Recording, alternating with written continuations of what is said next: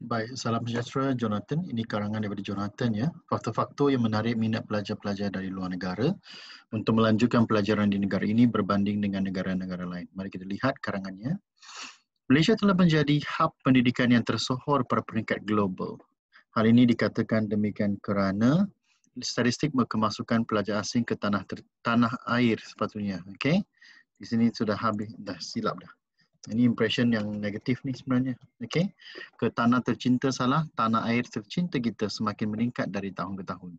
Kalau kamu dapat memasukkan statistik sebenar bagi yang ini, lebih bagus. Tapi tak ada statistik sebenar bermakna ini cuma kenyataan umum sahaja.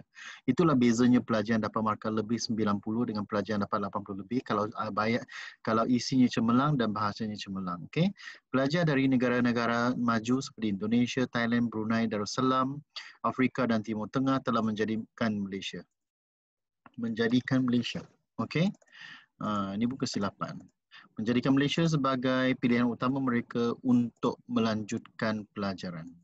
Okey, untuk melanjutkan pelajaran. Tambahan pula, Malaysia telah bercita-cita memajukan negara ke arah wawasan kemakmuran 2030 untuk melahirkan golongan yang berpendidikan tinggi. Persoalannya, apakah faktor yang menarik minat pelajar dari luar negara untuk melanjutkan pelajaran di Malaysia? Sebagai bunga mukadimah. Alright, saya masih terima walaupun saya tak begitu setuju. Tak tahu, ini semua pendapat peribadi secara impression. Apa maksud bunga mukadimah? Okey, sebagai kalungan bunga mukadimah boleh saya terima. Okey ya, mesti ada satu unsur yang metafora barulah kita terima ya, sebagai kalungan bunga mukadimah. Keadaan politik yang stabil di Malaysia lebih stabil. Keadaan politik di Malaysia. Okey, keadaan politik di Malaysia lebih stabil berbanding dengan negara-negara serantau.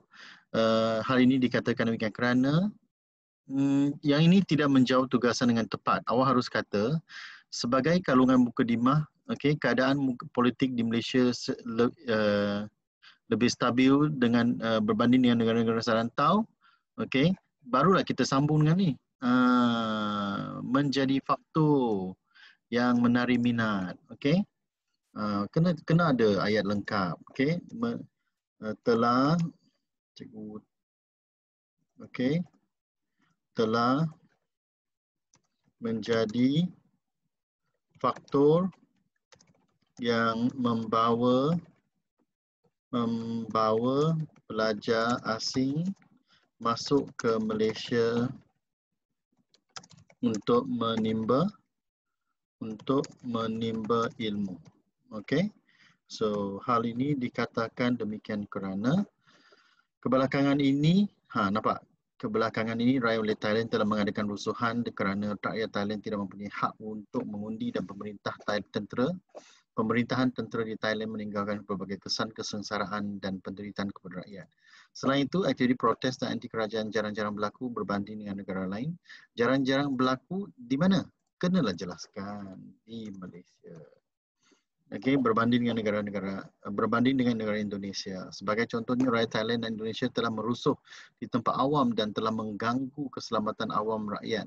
Kesannya pelajar-pelajar asing bimbang terhadap keselamatan mereka di negara tersebut. Peruntuk di Thailand dan Indonesia memilih Malaysia sebagai tempat melanjutkan pengajian kerana Malaysia merupakan sebuah negara yang lebih damai dan rakyat Malaysia akan tenang apabila menimba ilmu di mana-mana saja seperti di perpustakaan.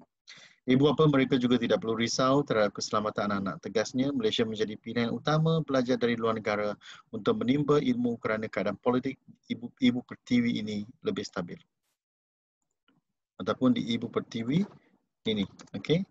Di samping itu, isi yang tidak boleh dikesampingkan. Ini satu cara awak, tapi saya rasa cara ini amat membosankan dan tidak ada unsur kesegaran. Itu pendapat awak, itu pendapat saya dan terpulanglah pada diri awak. Okey, saya rasa saya seorang guru yang suka akan ayat yang straight to the point dan jawab tegasan dengan tepat. Tapi di sini awak tidak menjelaskan huraian tersebut. Di sini tidak diulangi perkara ini dan saya rasa ini kelemahan awak. Isi yang tidak boleh dikesampingkan ialah yuran pengajian institusi tinggi. Institusi apa? Institusi pengajian. institusi pengajian tinggi di Malaysia rendah, okey, barulah kita sambung. Okey, juga nampak juga menjadi faktor yang membawa pelajar asing ke Malaysia untuk menimba ilmu ataupun untuk mencari ilmu. Tukar sedikit tukaran mata wang asing kepada ringgit yang rendah, kelemahan nilai ringgit dan kejatuhan ekonomi Malaysia merupakan faktor pelajar-pelajar asing melanjutkan pelajaran di tanah tumpah darah kita. Okey, tanah tumpah darah kita. Tambahan pula, fenomena ini menarik perhatian dari Timur Tengah. Perhatian siapa? Pelajar dari Timur Tengah. Misalnya nilai ringgit telah lebih rendah daripada nilai dolar Amerika sebanyak 4 kali ganda dan kos sara hidup di Malaysia jauh lebih murah. Ini typo jugalah. Ini kelemahan pelajar tak simak betul-betul, lepas sudah hantar kepada saya. Kemudian kata mendesak saya simak dengan cepat-cepat pula. Okey, ini kelemahan pelajar. Abu Dhabi dan Dubai disebabkan kos sara hidup yang tinggi. Impaknya pelajar dari Timur Tengah terus menyusur masuk. Nampak tak? Inilah kelemahan pelajar tak mau simak cepat-cepat. Semua nak buat cepat tapi tak mau simak betul-betul. Menyusur masuk ke negara kita untuk mendaftarkan diri mereka di institusi pengajian tinggi swasta PTS dan institusi awam UA. Okey. Tuntasnya Malaysia terus dibanjiri mahasiswa dari luar negara sekaligus terkenal dalam mata pelajaran. Dalam mata, okey, sepatutnya bukan dalam mata, pada kaca mata. Pelajar-pelajar asing sebagai destinasi melanjutkan pelajaran, okey, yang ideal. Okey. Selain itu, sukatan pengajian IPTS dan IPTA di Malaysia bertaraf global jika diteliti dengan lebih mendalam. Okey. Kemudian sehingga menjadi hub pendidikan di rantau ini. Sukatan pengajian tersebut telah dipantau oleh cendekiawan dan pakar pendidikan yang profesional serta dikaji dan dinilai oleh Jabatan Akreditasi Negara. Sukatan tersebut. Sukatan, typing error juga saya highlightkan. Tersebut menjamin kualiti dan mutu pendidikan tinggi berbanding dengan negara jiran seperti Myanmar, Cambodia serta Indonesia. Tamsilnya negara kita telah mengikut sukatan dari luar negara seperti Association of Chartered Certified Accountants, ACCA, Certified Accounting International, CAT dan American Degree Program, ADP. Selain itu, Menara Gading di Malaysia telah mengimport masuk profesor dan pensyarah yang berkaliber. Natijahnya hal ini dapat meyakinkan penuntut dari luar negara menaik taraf dan kualiti pendidikan negara serta hal ini dapat meyakinkan penuntut dari luar negara sekaligus. Okey, sekaligus menaikkan taraf kualiti pendidikan negara agar dapat berdiri sama tinggi, duduk sama rendah dengan bacaan lain. Intihannya, sukatan pengajian IPTS dan UA di Malaysia dapat menarik perhatian pelajar asing untuk menimba ilmu di sini dan Malaysia akan terus popular. Okey, Malaysia akan popular sebagai pusat pendidikan serantau. Seterusnya, jika dilihat daripada lensa perbincangan ini,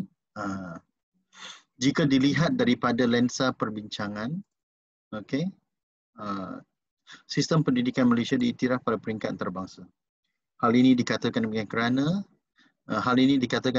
kerana inilah kelemahan pelajar ni.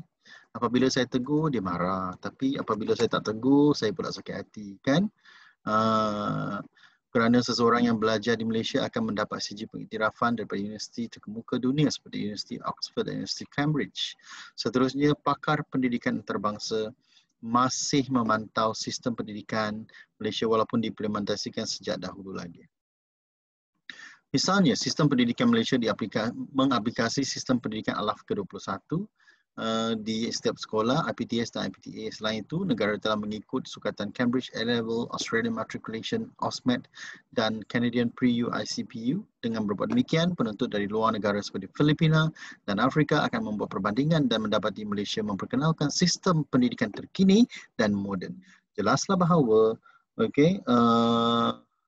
pelajar negara luar ataupun luar negara, pelajar luar negara, Okey, pelajar dari negara luar, pelajar dari luar negara. Okey, tidak menyesal apabila memilih Malaysia sebagai tempat mereka melanjutkan pelajaran dan mereka yakin mereka akan yakin mereka yakin akan.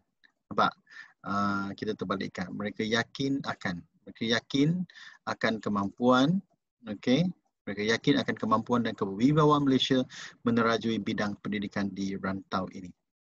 Sebagai cetusan minda saya yang kelima, promosi pendidikan di Malaysia hebat dijalankan pada peringkat antarabangsa merupakan faktor pelajar asing datang ke Malaysia untuk melanjutkan pelajaran. Ini bagus. Dia ada terangkan di sini. Tapi di atas isi keempat, ketiga, kedua, yang pertama pun tak ada. Hal ini dikatakan demikian kerana IPTS dan MPTA ingin mempopularkan institusi masing-masing dengan menggiatkan pasukan, bukan menggiatkan pasukan tetapi menggerakkan pasukan pemasaran untuk menjalankan promosi. Okey, untuk menjalankan promosi. Contohnya, Malaysia telah menyiarkan iklan IPTS dalam majalah pendidikan, menyiarkan video promosi IPTS, menerusi rancangan pendidikan dan membawa Malaysia pelancong ke IPTS dan UA untuk melihat kecanggihan dan kemajuan pendidikan di Malaysia. Impaknya, hal ini dapat menarik banyak penuntut China untuk melanjutkan pelajaran di Malaysia dan mereka dapat mempelajari bahasa Inggeris di samping melanjutkan pelajaran.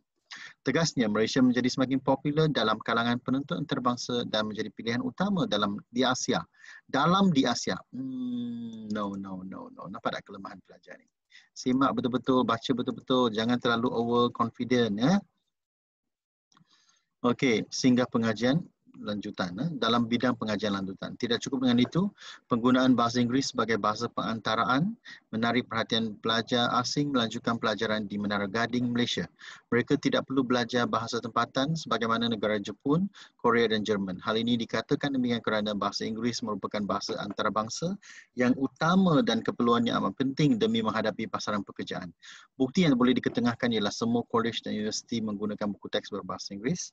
Selain itu, pensyarah dan tutor serta profesor juga menggunakan bahasa Inggeris sebagai bahasa perantaraan. Okey, bahasa perantaraan. Kalau perantara bermakna manusia yang berfungsi sebagai perantara.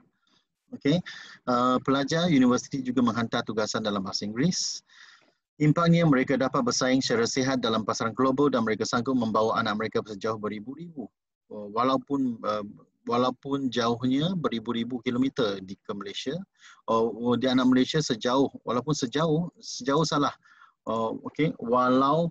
walaupun jaraknya beribu-ribu kilometer, dari rumah mereka ataupun dari negara asal mereka, dari negara asal mereka ke Malaysia untuk mendalami bahasa. Another typo, saya anggap sebagai kesalahan bahasa. Kesalahan Inggeris. Ejaan. Untuk melanjutkan pelajaran, mereka juga tidak mahu anak mereka ketinggalan dalam keperluan arus perdana yang mementingkan bahasa Inggeris. Kesimpulannya, Malaysia terus menjadi pilihan utama penuntut asing dan imej negara. Saya tak mahu begini. Digunakan apa? Impaknya, imej negara akan dalam bidang pendidikan akan meningkat mendadak sebagai penghias akhir bicara bagi segala yang dibincangkan. Kemasukan pelajar asing membolehkan Malaysia maju dalam bidang pendidikan. Jadi hub pendidikan utama di Asia dan membolehkan Malaysia termasyhur pada peringkat global. Kementerian Pendidikan Malaysia haruslah menaik taraf kualiti kehidupan rakyat yang turut berpeluang melanjutkan pelajaran di negara sendiri supaya dapat berdiri sama tinggi, berduduk sama rendah dengan negara pelajar dari negara maju yang lain. Pelajar dari negara maju yang lain. Selain itu, kolej dan institusi pengajian tinggi swasta haruslah meningkatkan kualiti pendidikan mereka supaya Malaysia terus dipilih sebagai destinasi untuk melanjutkan pelajaran. Saya berharap agar. Sebab apa? Kalau kita tak tulis agar, ayat ini tak dapat dipisahkan. Ayat pertama, saya berharap. Ayat kedua, Malaysia terus membangun dan maju demi wawasan, kan? Dan penduduk global akan. Nah, kenapa sini ada dan, sini ada dan? Janganlah tulis begitu. Janganlah ayat kamu terlalu panjang. Seterusnya. Seterusnya penuntut global akan terus memilih Malaysia sebagai hub pendidikan. Apabila semua pihak menggemilang tenaga dan memerah keringat meningkatkan kualiti pendidikan Nescaya Malaysia akan bergerak ke masa depan. Bergerak ke mana? Malaysia dapat bergerak ke landasan masa depan.